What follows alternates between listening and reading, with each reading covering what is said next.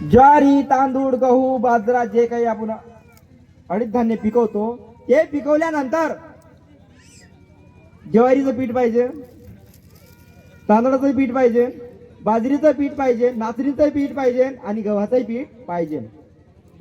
आधी चक्क्या होत्या का? आधी चक्क्या होत्या का? काय होतं? जात.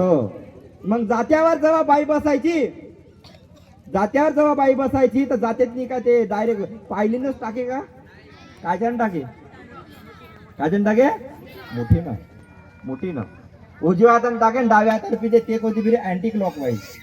आपल्या उजव्या हाताने डाव्या हातावर फिरते. मग हे जेव्हापासून हे पारिगोपार लिंगानं सांगितलं की हे पाच तत्व मातृशक्तीचे आहे आणि हेच आपण मूठ पूजा प्रत्येक सणाला, माडीला, आखाडीला, पुशीला, दसऱ्याला, दिवाळीला, लग्नाला, लग्नाच्या हळदीला आणि किंवा आपले जे पेंठाना आहे, जैतूर पेन आहे, भीमाल पेन आहे, जंगोदाई आहे, रायतार दाई आहे, सिंगा भोंगा पेन आहे, कलिकंकाली दाई आहे, कोराडी आहे, बमलाई आहे, समलाई आहे, तिलकाई आहे, नरमई आहे, पाटणाई आहे.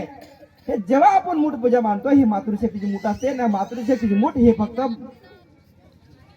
पितृशक्ती मानतो. काहून? कारण की ती मातृशक्ती आहे. मातृशक्तीची हे आपल्याला गर्वाची गोष्ट आहे. गर्वाची गोष्ट आहे की मी माझ्या मातृशक्तीची मूठ मी स्वतः टाकत आहे. म्हणून आपली संस्कृती कोणती आहे? मातृशक्ती प्रधान संस्कृती आहे. कोणती संस्कृती आहे? मातृशक्ती प्रधान संस्कृती आहे. म्हणून इथून आपली मूठ पूजा तयार झाली. मग उन्वेन, रणवेन, मुंदवेन, नालवेन, सैरवेन, सारवेन, आरवेन, नरवेन, पदवेन, पदवेन, पारंड, 12 सगा, 12 सगा देव. हे आपले 12 सॉरी देव मी म्हणणार नाही, देव मी म्हणणार नाही कारण की देव हा शब्द आपला नाही. देव आपला नाही. आपला काय आहे? Pen, pen, pen, pen, pen, pen.